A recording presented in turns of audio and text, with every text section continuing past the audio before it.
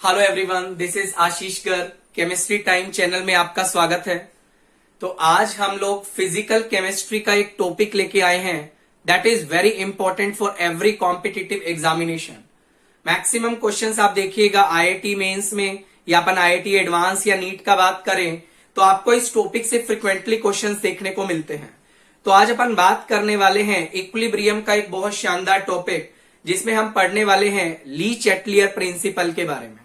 Right बेटा, ली Chatelier principal से related questions आपको काफी एग्जाम में देखने को मिलते हैं।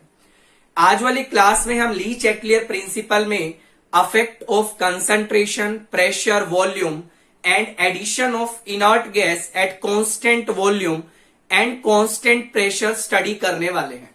राइट बेटा, तो स्टार्ट करते हैं। देखिए बेटा, ली चैटलियर प्रिंसिपल स्टार्ट करने से पहले हमें एक टर्म के बारे में थोड़ा जानना पड़ेगा, that is reaction quotient.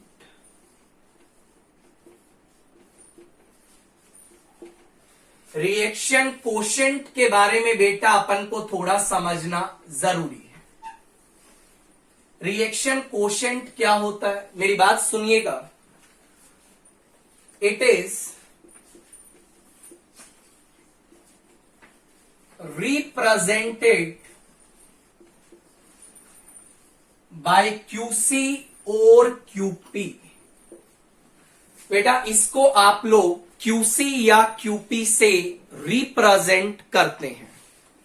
Sir reaction quotient क्या काम करता है? With the help of reaction quotient, we can predict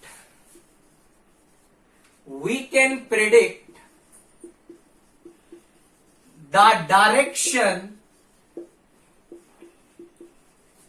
of any reversible reaction। Reaction quotient का हेल्प से आप किसी भी रिवर्सिबल रिएक्शन की डायरेक्शन के ऊपर कमेंट कर सकते हैं। किस तरीका से करेंगे मैं आपको बताता हूं। मान लो बेटा आपको एक इक्वेशन दिया है, ए गैस से आपके पास मिल रहा है बेटा 2B गैस। मैंने आपको बोला इस रिएक्शन के लिए आप लोग केसी लिख के दिखाइए। तो केसी आप कैसे लिखते हैं बेटा? concentration of product raised to the power its stoichiometric coefficient divide by concentration of reactant raised to the power its stoichiometric coefficient। Right बेटा, केसी होता क्या है? केसी यहां पे बेटा होता है इक्विलिब्रियम कांस्टेंट। और आप एक बात जानते होंगे, equilibrium constant is only the function of temperature। बेटा इक्विलिब्रियम कांस्टेंट को दुनिया की कोई ताकत नहीं हिला सकती एक्सेप्ट टेम्परेचर। राइट बेटा। सर रिएक्शन कोशेंट के बारे में आप बताइए। मैं आपको बताता हूं, इसकी हेल्प से आप डायरेक्शन प्रिडिक्ट करेंगे। कैसे डायरेक्शन प्रिडिक्ट की जाती है उसको मैं बताने की कोशिश करता हूं। सुनिएगा बेटा ध्यान से। जैसे मान लो यार,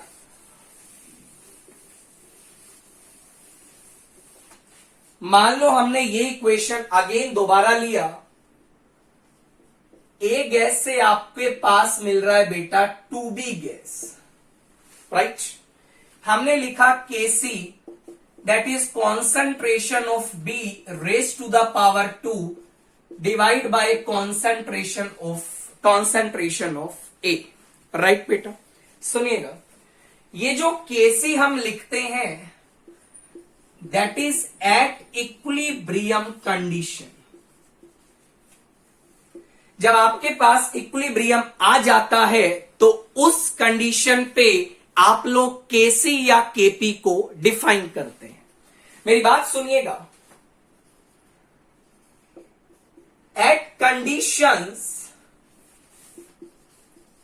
other than equilibrium condition. If we write the same expression as that of Kc, then that expression represent QC. सुनिएगा ध्यान से बेटा, इक्विलिब्रियम कंडीशन पे जब आप लिखते हैं प्रोडक्ट का concentration raise to the power its stoichiometric coefficient divide by reactant का concentration raise to the power its stoichiometric coefficient, right बेटा। इक्विलिब्रियम कंडीशन पे यदि आप ये एक्सप्रेशन लिखते हैं तो उसको आप केसी और केपी से डिफाइन करते हैं। बट यदि इक्विलिब्रियम कंडीशन के अलावा यदि आप सेम एक्सप्रेशन लिखते हैं उसको बोला जाता है बेटा रिएक्शन कोशेंट। क्या बोला जाता है? रिएक्शन कोशेंट का नाम दिया जाता है। सुनिएगा बेटा, मतलब व्हाट आई कैन राइट, यदि इस रिएक्शन का मुझे क्यूसी लिखना पड़े that is equal to concentration of B raised to the power 2 divided by concentration of A, but not at equilibrium condition. बच्चा ध्यान रखिएगा, QC जो होता है वो KC के इक्वल होता है एट इक्विलिब्रियम, और इक्विलिब्रियम कंडीशन के अलावा यदि आप केसी का एक्सप्रेशन यूज करते हो उसको आप लोग क्या नाम देंगे बेटा? रिएक्शन कोशेंट का नाम देने वाले हैं, राइट बेटा। अब देखो एक और पॉइंट देखिएगा, every reaction, every reversible reaction always tries to reach at equilibrium condition. बच्चा, दुनिया का जितना भी रिवर्सिबल रिएक्शन होता है वो अपने आप को इक्विलिब्रियम कंडीशन पे ले जाने का कोशिश करता है, because equilibrium condition is a highly stable condition, highly stable state for any reactant और प्रोडक्ट, राइट बेटा। मान लीजिए अब आपके पास यहां पे 3 कंडीशंस अराइज होती, मेरी बात सुन लीजिएगा। 3 कंडीशंस आपके पास अराइज होती हैं। ये बेटा आपको इक्वेशन दिया गया था। मान लो QC का वैल्यू KC से कम आ जाता है, बहुत सारा पॉसिबिलिटी है। QC का वैल्यू KC के इक्वल भी आ सकता है, KC से कम भी आ सकता है, KC से बड़ा भी आ सकता है। यदि QC का वैल्यू KC से कम है, अब सुनिए, QC हमने लिखा क्या था बेटा? Concentration of B raise to the power 2 divide by concentration of A, but not at equilibrium condition. This is fine, fine. सुनिएगा बेटा ध्यान से, QC का वैल्यू यदि KC से कम है, अब आप जानते हैं Kc is the equilibrium constant which is a function of only temperature। मतलब बेटा Kc को तो आप लोग चेंज नहीं कर सकते, और हमने बोला दुनिया का सभी रिएक्शन इक्विलिब्रियम कंडीशन पे जाने का कोशिश करता है। तो मुझे एक बात बताइए, QC का वैल्यू यदि Kc से कम है तो QC क्या चाहेगा? अपने आप को KC के इक्वल करना चाहेगा, बिकॉज हमने बोला every reaction tries to reach at equilibrium, right बेटा। मतलब QC अपनी वैल्यू को चाहेगा KC के इक्वल हो जाए। QC का वैल्यू पहले ही KC से कम है और उसे KC के इक्वल जाना है, तो मुझे ये बताइए QC को अपना वैल्यू बेटा इंक्रीज करना पड़ेगा। यदि क्यूसी अपना वैल्यू इंक्रीज करेगा तो मुझे ये बताएं बी का कंसंट्रेशन इंक्रीज करेगा और बेटा ए का कंसंट्रेशन डिक्रीज करेगा। Are you getting this point और no? Fine.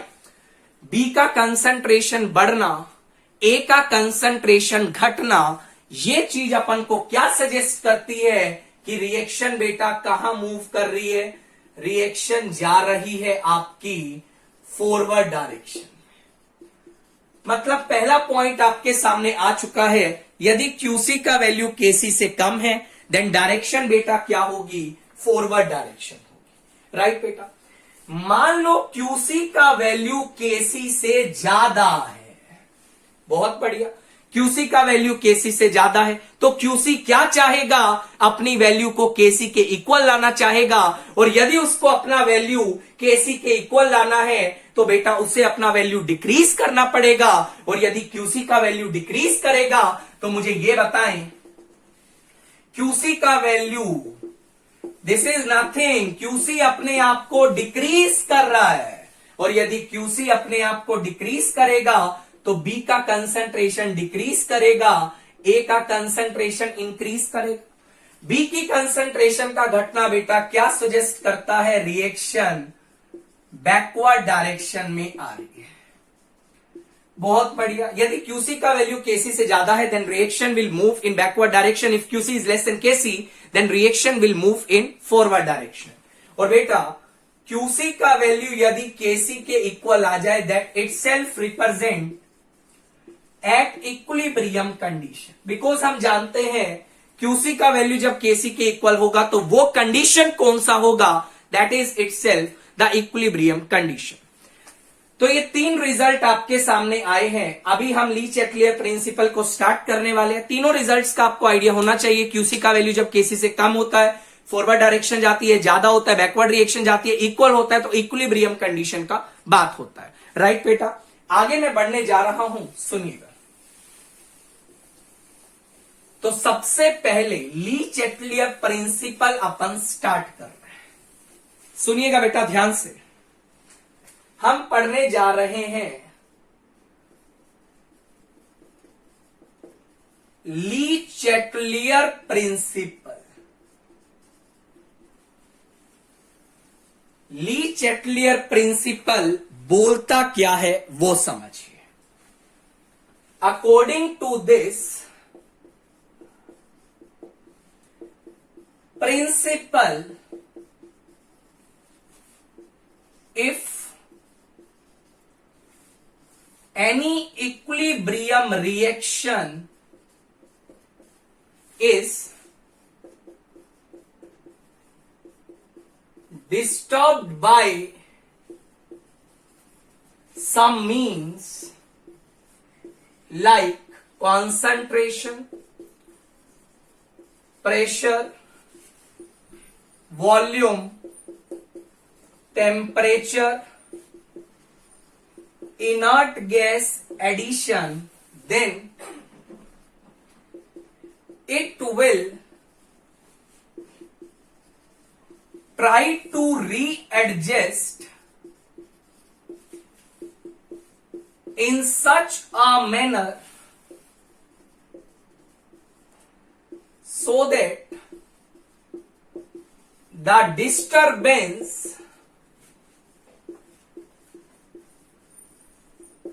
gets nullified। Sir ये आपने क्या लिख दिया इतनी बड़ी बड़ी बातें? मैं समझाता हूं बेटा, बहुत आसान है। ली चैटलियर प्रिंसिपल क्या बोलता है? यदि किसी भी रिवर्सिबल या इक्विलिब्रियम रिएक्शन को आप किसी तरीका से डिस्टर्ब करते हो, डिस्टर्ब करने का तरीका बहुत सारा हो सकता है। कंसंट्रेशन के टर्म में डिस्टर्ब करना, प्रेशर के टर्म में डिस्टर्ब करना, temperature, effect of inert gas, temperature, मतलब इनकी फॉर्म में आपको डिस्टर्ब करना है। देन वो इक्विलिब्रियम रिएक्शन क्या करती है? वो अपने आप को इस तरीका से एडजस्ट करती है कि जो डिस्टर्बेंस आपने किया है उस डिस्टर्बेंस को वो नलीफाई कर दे। क्या कर दे बेटा? नलीफाई। राइट बेटा? समझिएगा, मैं आपको ये सारा चीज थ्योरेटिकली भी बताऊंगा और आपको क्यूसी और केसी की टर्म्स में भी बताऊंगा। बहुत सिंपल है, समझ आने वाला है। सुनिएगा बेटा, जब भी आप किसी इक्विलिब्रियम रिएक्शन में डिस्टरबेंस करते हो तो वो इस डिस्टरबेंस को नलिफाई करती है, खत्म करने का कोशिश करती है। सुनिएगा, सबसे पहला फैक्टर मैं देख रहा हूं, इफेक्ट ऑफ कॉन्सेंट्रेशन। कॉन्सेंट्रेशन का इफेक्ट बेटा मैं पढ़ने जा रहा हूं और मेरी बात आप लोग ध्यान से सुनते चलिएगा। मान लो बेटा, आपको एक इक्वेशन दी है, A gas it is giving to B gas, this equation is given to you. हम एक ही इक्वेशन उठाते चलते हैं, A gas it is giving to B gas. बहुत बढ़िया। मान लो बेटा, इक्विलिब्रियम पे आप लोग पहुंच गए और इक्विलिब्रियम पे आपको मिला, इसका मान लो आपको कंसंट्रेशन 2 मोलर मिला और इसका कंसंट्रेशन मान लो आपको 1 मोलर मिला। तो इक्विलिब्रियम कंडीशन पे बेटा आप लोग क्या डिफाइन करोगे? केसी डिफाइन करोगे। तो केसी किसके बराबर आएगा? 1 का पावर 2 डिवाइड बाय 2, आंसर आएगा बेटा 1/2। ये तो आपने केसी डिफाइन कर दिया, दिस इज 1/2। फाइन। अब क्या किया आपने? इस इक्विलिब्रियम रिएक्शन में डिस्टरबेंस किया। सर कैसा डिस्टरबेंस? मान लो बेटा, आपने इफ वॉल्यूम को मैं 1 लीटर मान के चल रहा हूं, if 1 mole of A is added. मान लो बेटा, आपने बाहर से ए का 1 मोल ऐड कर दिया। फाइन। तो मुझे बताइए, इसका जो ए का कंसंट्रेशन है वो क्या हो जाएगा? Obviously it will become 3 molar. B का कंसंट्रेशन तो फिलहाल 1 मोलर ही है, राइट? मतलब ये जो कंडीशन आया, that is not the equilibrium condition, it is the disturb condition, जब आपने बाहर से ए को ऐड किया है। और यदि ये इक्विलिब्रियम कंडीशन नहीं है तो इस कंडीशन पे बेटा आप लोग क्यूसी डिफाइन करेंगे। क्यूसी का वैल्यू किसके इक्वल आएगा? 1 का power 2 divide by 3, answer will comes out to be 1/3। QC का वैल्यू 1/3 आ गया। अब मुझे ये बताएं, can I say QC is less than KC?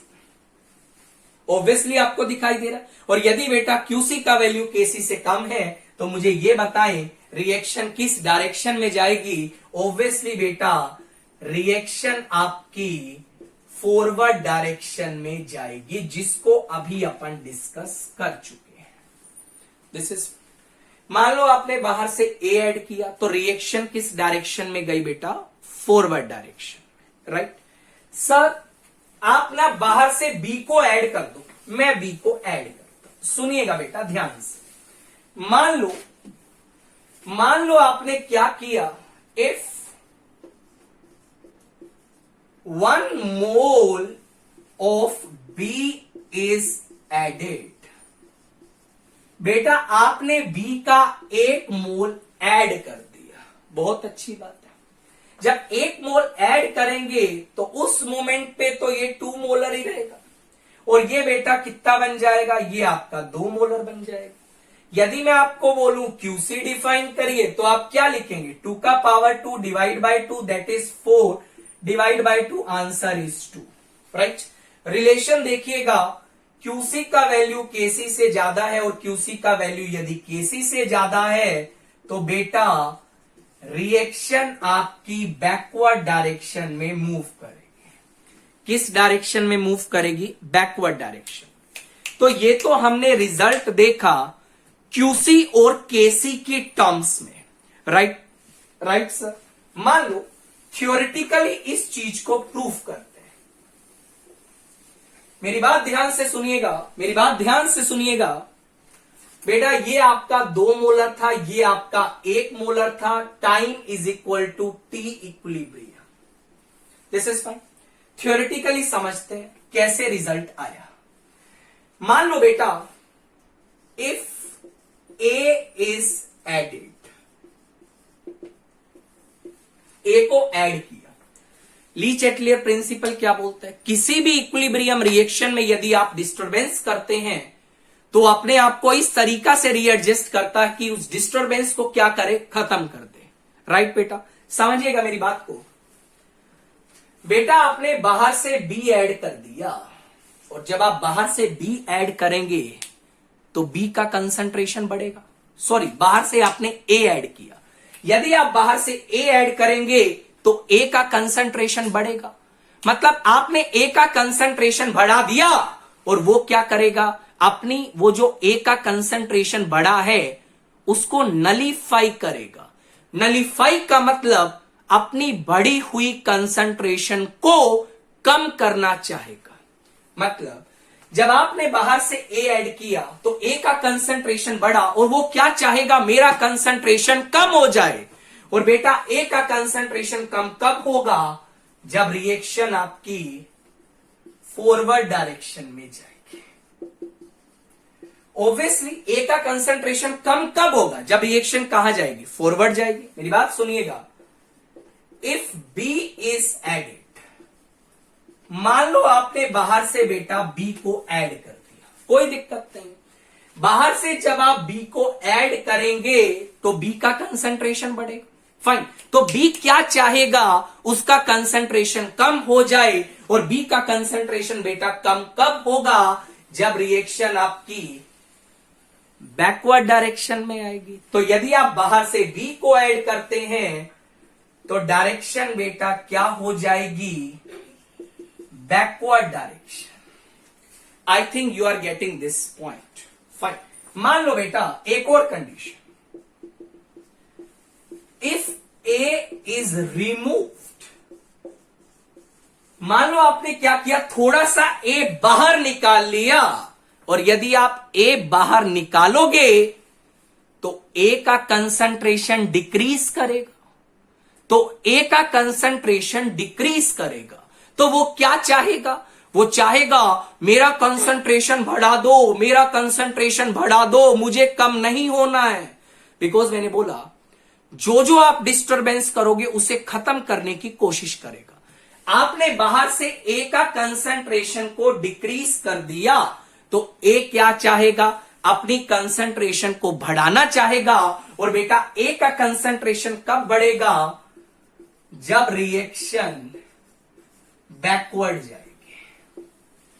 Reaction कहां जाएगी, बैकवर्ड। पॉइंट नंबर 4 पे आ जाइए। इफ बी इज रिमूव्ड, बेटा यदि आप बी को रिमूव करते हैं, बी को रिमूव आप जब करेंगे तो बी का कंसंट्रेशन घटेगा, तो बी क्या चाहेगा, अपनी कंसंट्रेशन को बढ़ाना चाहेगा। और बेटा बी का कंसंट्रेशन कब बढ़ेगा, जब रिएक्शन फॉरवर्ड आएगी। तो इस तरीका से आप कंसंट्रेशन के इफेक्ट को स्टडी कर सकते हैं। I think you are getting this point, right. जैसे मान लीजिए आपके सामने एक सवाल आया, सुनिएगा ध्यान से, मेरी बात सुनिएगा ध्यान से। किस किस टाइप के सवाल आते, एक तो बहुत स्टैंडर्ड क्वेश्चन है, ए सॉलिड से बना बेटा 2C गैस। एग्जामिनर बोलेगा बाहर से तुमने ए को ऐड कर दिया, इफ ए इज एडेड। अब बच्चा क्या करता है, हां सर ए को ऐड कर दिया, तो वो अपनी कंसंट्रेशन को घटाना चाहेगा, और जब वो अपनी कंसंट्रेशन को घटाएगा तो रिएक्शन को फॉरवर्ड जाना चाहिए। बट ध्यान रखना बेटा ये सॉलिड है, और आप जानते हो there is no effect on adding solid and pure liquids in equilibrium reaction। Equilibrium reaction में यदि आप सॉलिड्स या प्योर लिक्विड्स को ऐड करते हैं तो उनका कोई इफेक्ट देखने को नहीं मिलता है। राइट बेटा, आगे बढ़ते हैं। तो ये आपके सामने एक इंपॉर्टेंट क्वेश्चन है, सॉलिड्स और प्योर लिक्विड्स को ऐड करने से कोई इफेक्ट बेटा नहीं पड़ेगा। एक क्वेश्चन और आता है, सुनिएगा। कभी कभी आपको ये भी सवाल आता है, ये भी गैस है बेटा, ये भी गैस है। एक कर्व मैं आपको बना के दे रहा हूं, सुनिएगा ध्यान से, क्वेश्चंस काफी अच्छे हैं। कर्व बनाया बेटा कंसंट्रेशन वर्सेस टाइम के बीच में, बहुत बढ़िया। ये आपका इनिशियल बी का कंसंट्रेशन है, टाइम बढ़ने के साथ साथ बी का कंसंट्रेशन बढ़ेगा, तो ये तो तुमने लिख दिया बी। ये आपका इनिशियल ए का कंसंट्रेशन है, टाइम बढ़ने के साथ साथ ए का कंसंट्रेशन घटेगा, ये आपने लिख दिया ए, राइट। एग्जामिनर ने बोला इस कंडीशन पे आके ये मान लो आपको इक्विलिब्रियम टाइम दिया, मतलब इस टाइम पे इक्विलिब्रियम कंडीशन अचीव हो चुकी है, राइट बेटा। सुनिएगा क्वेश्चन क्या है, if at equilibrium A is added, then draw the new curve। बेटा यदि आप इक्विलिब्रियम में बाहर से A को ऐड कर देते हैं तो एग्जामिनर ने पूछा नया कर्व आपके पास कैसा दिखाई देगा। मैं समझाता हूं बेटा, इक्विलिब्रियम पे जाके आपने क्या किया, बाहर से ए को ऐड कर दिया, राइट बेटा। मान लो किसी एक पर्टिकुलर पॉइंट पे, मान लो इस पर्टिकुलर पॉइंट का मैं बात कर रहा हूं बेटा, आपने जब ए को ऐड किया तो उस पर्टिकुलर टाइम पे ए का कंसंट्रेशन बढ़ जाएगा, बहुत बढ़िया। बट बी का कंसंट्रेशन क्या रहेगा, वो तो सेम ही रहेगा। अरे मैं उस पर्टिकुलर पॉइंट का बात कर रहा हूं जब आपने ए को ऐड किया। ए को ऐड किया तो ए का कंसंट्रेशन बढ़ गया और बी का कंसंट्रेशन तो सेम रहा। अब जैसे ही ए का कंसंट्रेशन आपने बढ़ाया तो ली चैटलियर प्रिंसिपल के अकॉर्डिंग रिएक्शन कहां जाएगा बेटा, फॉरवर्ड डायरेक्शन में जाएगा, जो कि अभी अपन डिस्कस कर चुके हैं। रिएक्शन फॉरवर्ड जाएगा तो बी का कंसंट्रेशन बढ़ने लगेगा और ए का कंसंट्रेशन घटने लगेगा। सुनिएगा ध्यान से बेटा, बी का कंसंट्रेशन बढ़ने लगेगा, ए का कंसंट्रेशन घटने लगेगा, तो ये आपको बेटा एक नया कर्व दिखाई देगा जब आप बाहर से ए को ऐड करते हैं।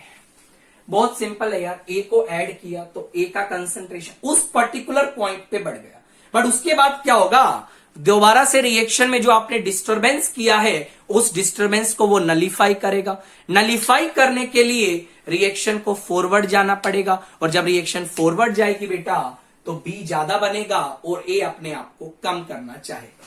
तो ये जो डॉटेड कर्व है बेटा, this is the new curve.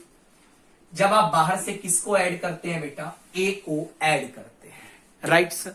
So this is the first part, that is the effect of concentration. Next part पे अपन मूव कर रहे हैं, मेरी बात सुनिएगा, आगे चलते हैं बेटा।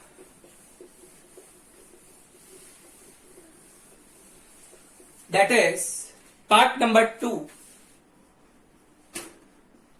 effect of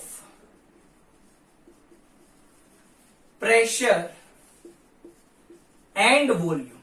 इन दोनों को अपन एक साथ स्टडी करते हैं। बहुत सिंपल है, बट ध्यान से समझिएगा, एकदम बढ़िया समझ आएगा, क्वेश्चन गलत मत करना। सुनिएगा बेटा, प्रेशर एंड वॉल्यूम के इफेक्ट को अपन स्टडी करते हैं। देखिएगा, पहले तो अपन एक जानते हैं आइडियल गैस इक्वेशन होती है, जिसको अपन जानते हैं that is PV is equal to NRT. तो यहां से एक रिजल्ट आप बना सकते हैं, pressure is inversely proportional to volume. मतलब जैसे जैसे बेटा प्रेशर इंक्रीज करेगा वैसे वैसे वॉल्यूम डिक्रीज करेगा। बहुत बढ़िया। इसका मतलब क्या है, जो इफेक्ट इंक्रीज इन प्रेशर में दिखाई देगा बेटा वही इफेक्ट डिक्रीज इन वॉल्यूम में भी दिखाई देगा। दोनों टर्म सेम है। जो इफेक्ट इंक्रीज इन प्रेशर में दिखाई देगा वही इफेक्ट आपको डिक्रीज इन वॉल्यूम में भी दिखाई देने वाला है। राइट बेटा, सुनिए। या फिर जो इफेक्ट आपको डिक्रीज इन प्रेशर में दिखाई देगा वही इफेक्ट बेटा इंक्रीज इन वॉल्यूम में भी दिखाई देगा। तो इन चारों चीजों को अपन एक साथ क्लब करने वाले हैं।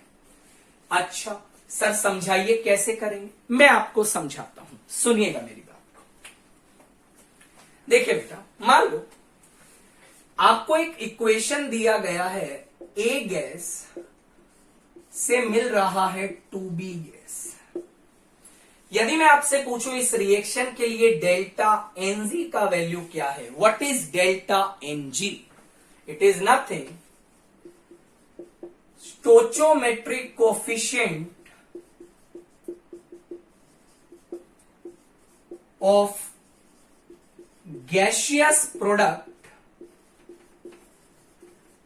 minus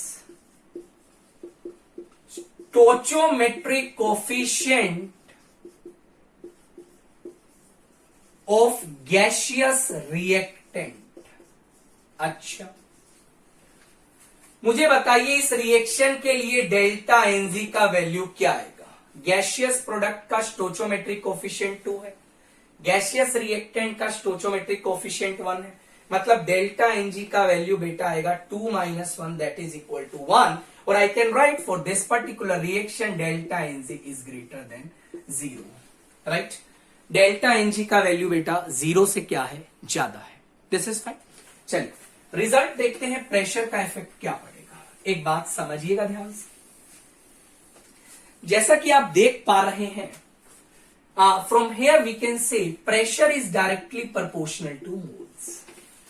मतलब जैसे जैसे बेटा प्रेशर बढ़ेगा वैसे वैसे मोल्स बढ़ेंगे, या मैं बोलूं जैसे जैसे मोल्स बढ़ेंगे वैसे वैसे प्रेशर भी बेटा क्या करेगा, इंक्रीज करेगा। राइट बेटा, समझिए।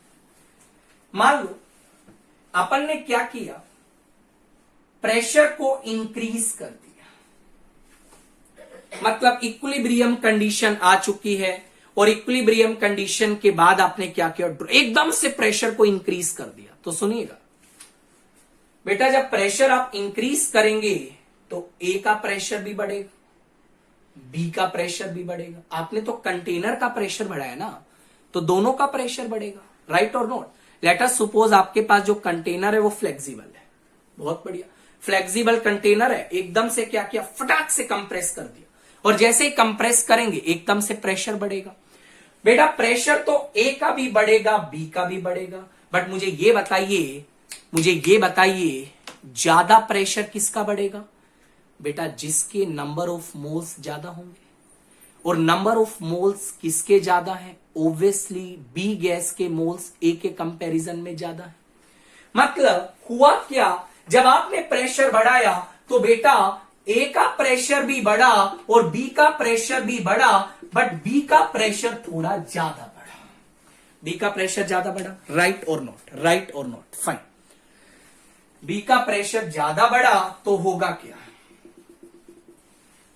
बी को बुरा लगेगा, बी अपने प्रेशर को डिक्रीज करना चाहेगा, या मैं बोलूं बी के प्रेशर को डिक्रीज करने के लिए आपको बी के मोल्स को कम करना पड़ेगा। अब बी के मोल्स कम कब होंगे बेटा? जब रिएक्शन कहां जाएगी, बैकवर्ड आएगी, आंसर आएगा बैकवर्ड डायरेक्शन। मतलब जब डेल्टा एनजी का वैल्यू 0 से ज्यादा होता है तो बेटा रिएक्शन आपकी बैकवर्ड डायरेक्शन में आती है, जब आप प्रेशर को इंक्रीज करते हैं। प्रेशर इंक्रीज बोलिए या वॉल्यूम डिक्रीज बोलिए, दोनों का मतलब सेम है। सर समझ नहीं आया, दोबारा बताइए। मैं आपको बताता हूं, इसको अपन एक काम करते हैं, क्यूपी के टर्म्स में सीखने का कोशिश करते हैं, शायद वहां से आपको ज्यादा अच्छा समझ आ जाए। देखिएगा बेटा, एक और तरीका मैं बताता हूं। मान लो सेम इक्वेशन है, A gas it is giving to B gas, in general I am writing delta NG का वैल्यू 0 से बड़ा है, राइट बेटा। मान लो बेटा इक्विलिब्रियम आपके पास आ गया, इस गैस का प्रेशर 1 atm निकला, इस गैस का प्रेशर 2 atm निकला। सुनिएगा ध्यान से, हम केपी को डिफाइन करेंगे that is equal to 2⁻² divide by 1 बेटा, आंसर 4 atm आ जाए। ये आपका केपी आ गया। अब आपने क्या किया, इफ प्रेशर इज डबल, आपने क्या किया, प्रेशर को डबल कर दिया। और बेटा प्रेशर को यदि आप डबल करेंगे तो ए का प्रेशर भी पहले से डबल होगा, बी का प्रेशर भी पहले से डबल होगा। ए का प्रेशर क्या हो जाएगा बेटा, ये आपका हो जाएगा 2 atm, ये आपका हो जाएगा 4 atm। दिस इज फाइन और नॉट, बिल्कुल सही है। इस समय क्या हुआ, रिएक्शन में डिस्टरबेंस हुआ, और जब रिएक्शन में डिस्टरबेंस होगा बेटा तो आप लोग क्या डिफाइन करेंगे, क्यूपी को डिफाइन करेंगे। And what is QP, 4⁻² divide by 2 बेटा, आंसर किसके इक्वल आएगा, that is equal to 8। This is fine. यहां से क्या रिजल्ट मिला, क्यूपी का वैल्यू केपी से बड़ा है, और यदि क्यूपी का वैल्यू केपी से बड़ा है तो बेटा रिएक्शन जो आपकी आएगी वो आपकी बैकवर्ड डायरेक्शन में आने वाली है। आई थिंक आपको ये बात समझ आ रही होगी, राइट बेटा। मतलब क्यूपी का वैल्यू जब केपी से बड़ा होगा रिएक्शन बैकवर्ड आएगी। थ्योरेटिकली भी आप समझ सकते थे, जब प्रेशर आप इंक्रीज कर रहे थे for delta NG greater than 0, then आपके पास क्या हो रहा था बेटा, जल्दी बताइए, रिएक्शन आपकी बैकवर्ड आ रही थी। मान लो बेटा दूसरा कंडीशन है, 2A गैस से मिला B गैस, डेल्टा एनजी का वैल्यू लेस देन 0, बिल्कुल सही है। अब सुनिएगा मेरी बात को, डेल्टा एनजी का वैल्यू बेटा लेस देन 0 है। आपने क्या किया, प्रेशर इंक्रीज कर बेटा। जब आप प्रेशर इंक्रीज करेंगे तो ए का प्रेशर भी बढ़ेगा और बी का प्रेशर भी बढ़ेगा। मेरा आपसे एक सवाल है, किसका प्रेशर ज्यादा बढ़ेगा? तो ऑब्वियसली आप बोलेंगे बेटा ए का भी प्रेशर बढ़ेगा, बी का भी प्रेशर बढ़ेगा, बट ए का प्रेशर ज्यादा बढ़ेगा। और यदि ए का प्रेशर ज्यादा बढ़ेगा, यदि ए का प्रेशर ज्यादा बढ़ेगा, यदि ए का प्रेशर ज्यादा बढ़ेगा तो वो अपने प्रेशर को कम करना चाहेगा। प्रेशर को कम करना मतलब मोल्स को कम करना। और बेटा ए मोल्स कब कम करेगा, जब रिएक्शन कहां आएगी, फॉरवर्ड आएगी। तो बेसिकली डायरेक्शन आपकी क्या हो जाएगी बेटा, forward direction. This is fine. ये आपका कंडीशन है डेल्टा एनजी जब लेस देन 0 है। वॉल्यूम की टर्म्स में भी आप बता सकते हैं। कंडीशन 3, मान लो बेटा ए गैस से आपको मिला B gas. For this particular case delta NG का वैल्यू 0 है। आपने प्रेशर इंक्रीज किया या वॉल्यूम डिक्रीज किया? सर अब क्या होगा, प्रेशर इंक्रीज कर दिया, ए का भी बढ़ेगा, बी का भी बढ़ेगा, स्टाइकोमेट्रिक कोफिशिएंट भी सेम है। देखिएगा ध्यान से, there is no effect of pressure and volume when delta Ng is equal to 0। बेटा जब डेल्टा Ng का वैल्यू 0 के बराबर होता है तो प्रेशर का कोई इफेक्ट आपको देखने को नहीं मिलता। This is very very important point, right बेटा, फाइन। आगे देखिएगा, तो ये अपन ने पढ़ा प्रेशर एंड वॉल्यूम का बेटा क्या इफेक्ट पड़ता है। This is fine. मैं एक क्वेश्चन आपको करवा देता हूं जो कि बहुत शानदार सवाल है आपका ली चेटलियर प्रिंसिपल से। मेरी बात सुनिएगा ध्यान से। क्वेश्चन आपको दिया गया है PCl5 बेटा जब टूटता है तो PCl3 बनाता है प्लस Cl2 बनाता है। चलिए सर ये तो हम जानते हैं, बिल्कुल सही। हमें क्या बोला गया, एक कर्व बना के दिया गया। बिल्कुल ध्यान से समझिएगा बेटा, कर्व किसके बीच में है? कंसंट्रेशन वर्सेस टाइम के बीच में। ये आपका मान लो PCl3 है, टाइम बढ़ने के साथ साथ बढ़ने लगा। ये आपका मान लो Cl2 है, ये आपका बेटा PCl3 है, राइट बेटा। और ये आपका है PCl5 जो कि टाइम बढ़ने के साथ साथ घट रहा है। बहुत बढ़िया। अब सर पूछा क्या गया हमसे, ये बताइए। आपको बोला गया आपने at equilibrium pressure is increased. Equilibrium पे आपने बेटा क्या किया? प्रेशर को इंक्रीज कर दिया। आपको बोला गया ड्रॉ द न्यू कर्व। आपको बेटा नया ग्राफ बनाना है। सर कैसे बनाएंगे? मैं बताता हूं। सबसे पहले डिसाइड करिए, can I right for this reaction delta Ng is greater than 0, जो कि आपको दिखाई दे रहा है। डेल्टा Ng का वैल्यू बेटा 1 के इक्वल होता है। Delta Ng is equal to stoichiometric coefficient of the gaseous product minus stoichiometric coefficient of gaseous reactant. This is fine. सुनिएगा, आप मान लो इक्विलिब्रियम पे आप आ गए, आपने एकदम प्रेशर बढ़ा दिया। और बेटा जब प्रेशर बढ़ाओगे तो सबका प्रेशर बढ़ेगा।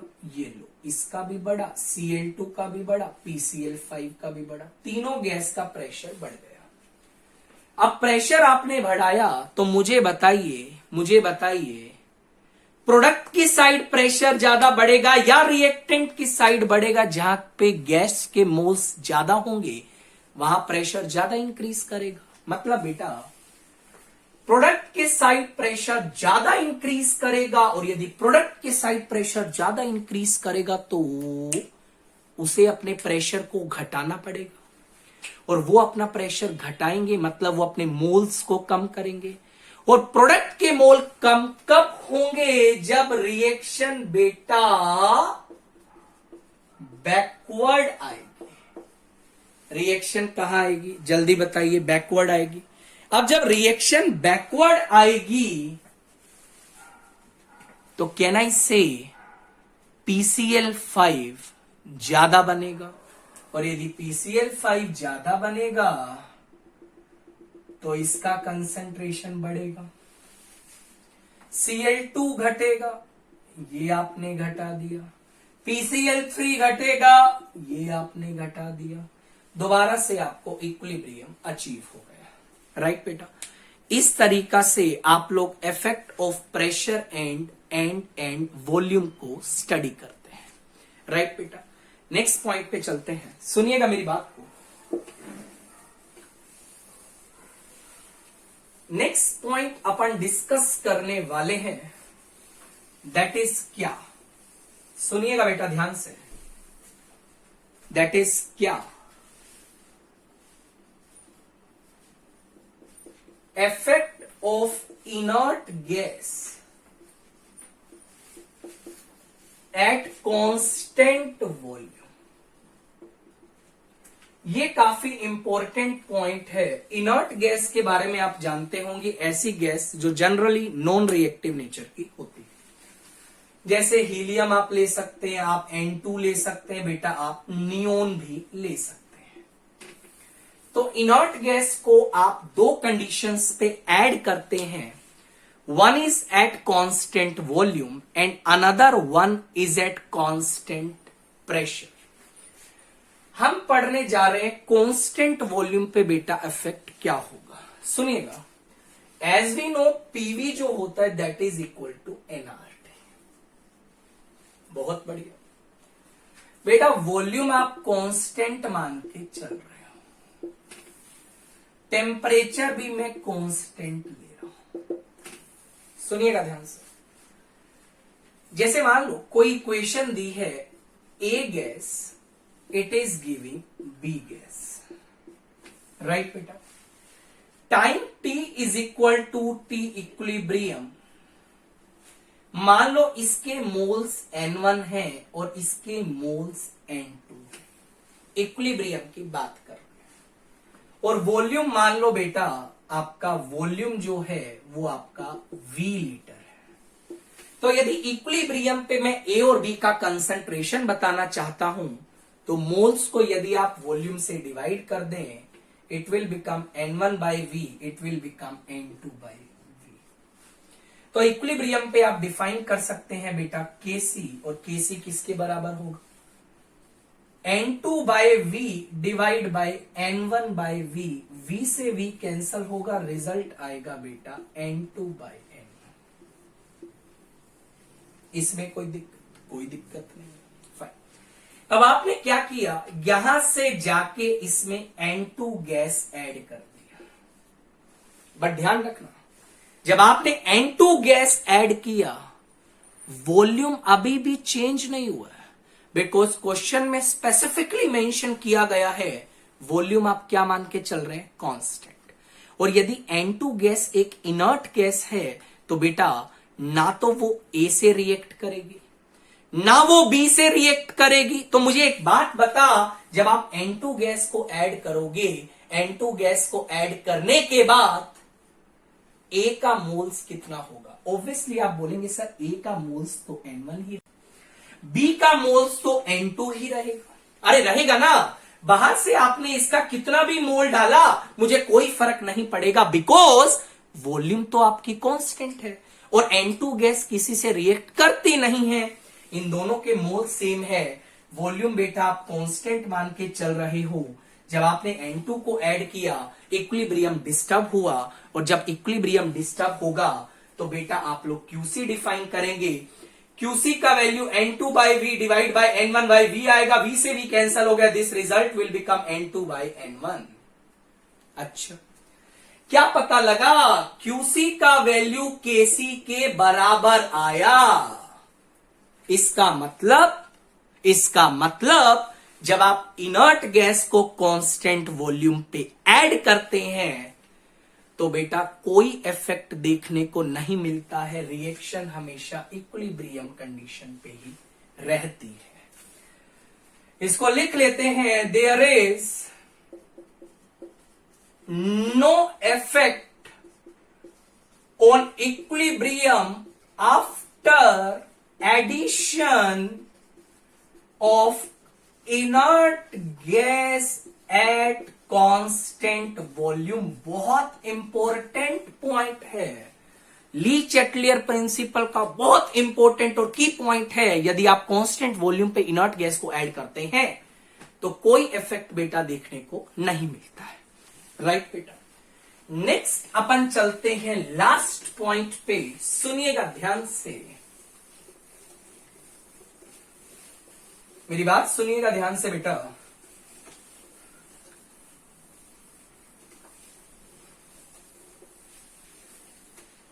देखो, पॉइंट नंबर 5,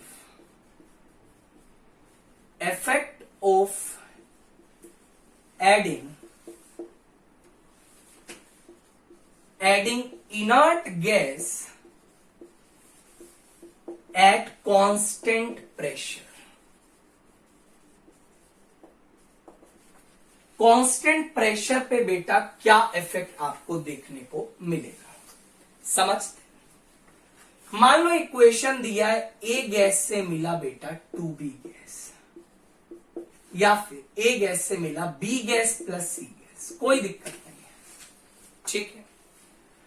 प्रेशर बेटा आप कांस्टेंट मान के चल रहे हो, टेम्परेचर में कांस्टेंट मान के चल रहा हूं। ध्यान रखना, वॉल्यूम कांस्टेंट नहीं है, मतलब जो आप कंटेनर ले रहे हैं that is the flexible container. Volume can vary but pressure remains constant. सुनिएगा ध्यान से, मान लो time t is equal to T, equilibrium आ गया, इसका मोल मान लो N1 था, इसका मोल N2 था, इसका मोल N3 था, राइट। वॉल्यूम मान लो बेटा कंटेनर का जो वॉल्यूम है that is equal to V litre, right. तो मुझे बताइए A के मोल्स कितने होंगे, that is N1 by V। B के मोल्स कितने होंगे बेटा, N2 by V। सी के मोल्स कितने होंगे बेटा, N3/V अपन Kc डिफाइन कर सकते हैं, that is N2/V multiplied by N3/V divide by N1/V, V से V कैंसल हुआ, N2 into N3 divide by N1 into V। ये आपका आ गया Kc। बाहर से आपने N2 को ऐड कर दिया, इनर्ट गैस को।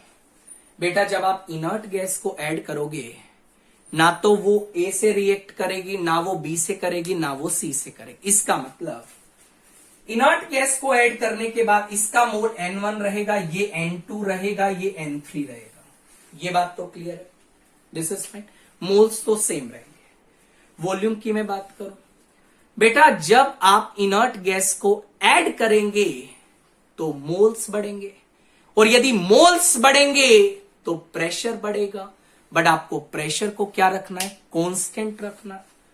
तो आपको क्या करना है बेटा, जो N2 गैस ऐड करने की वजह से प्रेशर बढ़ रहा है, उसको आपको दोबारा से पहले वाले कांस्टेंट फिगर पे लाना है। इसके लिए आपको क्या करना पड़ेगा, बढ़े हुए प्रेशर को घटाना पड़ेगा, और बढ़े हुए प्रेशर को घटाने के लिए बेटा आपको वॉल्यूम को क्या करना पड़ेगा, इंक्रीज करना पड़ेगा। और मान लो पहले वॉल्यूम V था, बाद में volume V plus delta V हो गया। सर कैसे हुआ, हमें नहीं पता चला। बेटा प्रेशर को कांस्टेंट रखना था, this is our prime condition, right बेटा। और उसके लिए कांस्टेंट रखने के लिए आपको वॉल्यूम को इंक्रीज करना पड़ेगा। पहले वॉल्यूम V था, बाद में V प्लस डेल्टा V हो गया। मान ले V plus delta V, V plus delta V, ये आपका डिस्टर्ब कंडीशन है, जिसपे आप बेटा QC डिफाइन करेंगे। And what is QC, N2 N3 divide by V plus delta V multiplied by N1। मैं चाहता हूं आप लोग QC और KC में कंपैरिजन करें, तो आपको एक बात बहुत शानदार दिखाई देगी। सारी चीजें सेम है, ये डिनोमिनेटर यहां पे थोड़ा ज्यादा है, और यदि डिनोमिनेटर बढ़ेगा तो QC का वैल्यू घटेगा। ये बात तो ऑब्वियस सी बात है, सुनिएगा ध्यान से। QC का वैल्यू बेटा KC से कम है, और यदि QC का वैल्यू KC से कम है, यदि QC का वैल्यू KC से कम है, यदि QC का वैल्यू KC से कम है, तो रिएक्शन बेटा आपकी फॉरवर्ड जाएगी। अच्छा, पर ध्यान रखना, ये कंडीशन जब भी वैलिड है जब डेल्टा Ng का वैल्यू ग्रेटर देन 0 था। डेल्टा Ng का वैल्यू लेस देन 0 भी आ सकता है, इक्वल टू 0 भी आ सकता है। तो मैं एक जनरलाइज फिगर आपको लिखवा देता हूं। रिएक्शन फॉरवर्ड गई जब डेल्टा Ng का वैल्यू ग्रेटर देन 0 था, और आपने बाहर से इनर्ट गैस को ऐड किया कांस्टेंट प्रेशर पे। सुनिएगा, मैं सारी स्टेटमेंट को जनरलाइज कर रहा हूं, मेरी बात को ध्यान से सुनिएगा बेटा। मैंने बोला, सुनिएगा ध्यान से,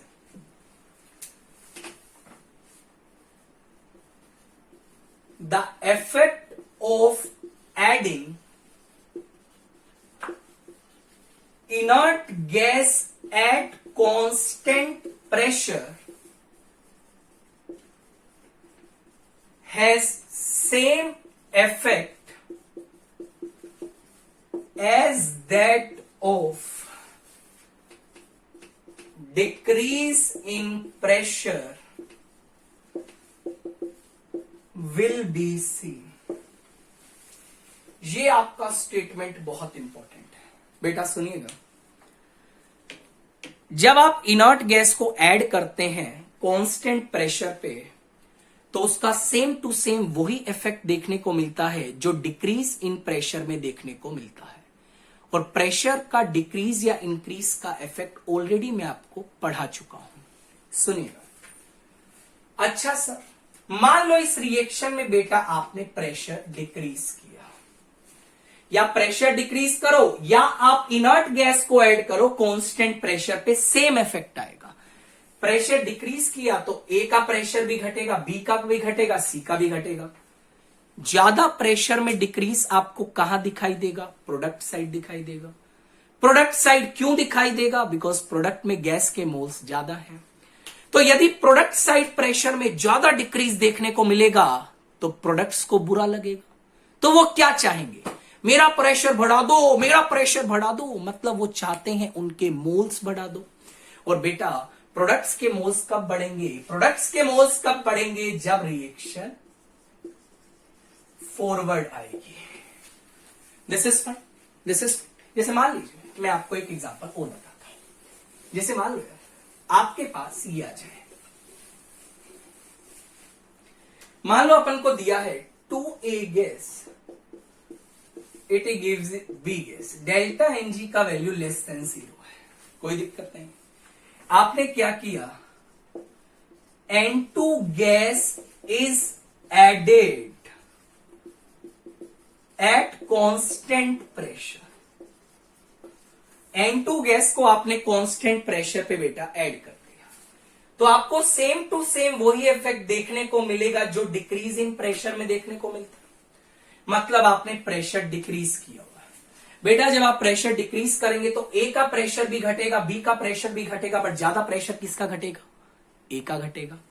क्यों घटेगा, ए के मोल्स ज्यादा है, तो ए को बुरा लगेगा, ए को ज्यादा बुरा लगेगा, तो ए अपने प्रेशर को बढ़ाना चाहेगा, और ए अपने प्रेशर को बढ़ाएगा, इनडायरेक्टली ए अपने मोल्स को बढ़ाएगा। और बेटा ए के मोल्स कब बढ़ेंगे, जब रिएक्शन बैकवर्ड आएगी। मान लो बेटा ए गैस से मिल रहा है बी गैस, डेल्टा Ng का वैल्यू 0 के बराबर है, 0 के बराबर है।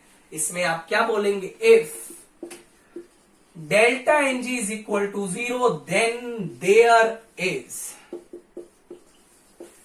no effect of adding inert gas at constant pressure। I think आपको ये पॉइंट भी बेटा समझ आ रहा होगा। तो इनर्ट गैस को जब आप कांस्टेंट वॉल्यूम पे ऐड करते हैं तो कोई इफेक्ट देखने को नहीं मिलता, और यदि आप इनर्ट गैस को कांस्टेंट प्रेशर पे ऐड करते हैं तो उसका इफेक्ट सेम टू सेम वैसा ही होता है जैसा आपको डिक्रीज इन प्रेशर के केस में देखने को मिलता है। ली-चैटलियर प्रिंसिपल में अभी हमारा बाकी है इफेक्ट ऑफ टेम्परेचर, और एक पार्ट हमारा बाकी है इफेक्ट ऑफ कैटालिस्ट, एक पार्ट हमारा बाकी है effect of temperature and pressure on physical equilibrium. तो ये तीनों पार्ट्स हमारे बाकी हैं ली-चैटलियर प्रिंसिपल में, जिसको अपन नेक्स्ट लेक्चर में कवर करने वाले हैं। तो उम्मीद करता हूं आपको वीडियो काफी अच्छा लगा होगा। वीडियो अच्छा लगा तो चैनल को लाइक करिएगा, सब्सक्राइब करना मत भूलिएगा, दोस्तों के बीच में शेयर करिएगा। आप लोग अपना ध्यान रखिए बेटा, टेक केयर, बाय।